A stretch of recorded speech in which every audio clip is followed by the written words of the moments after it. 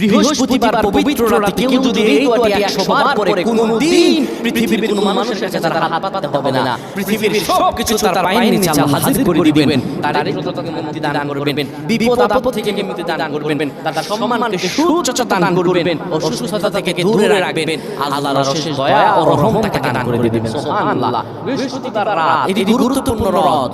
এই রাত সপ্তাহে একদিন আসে।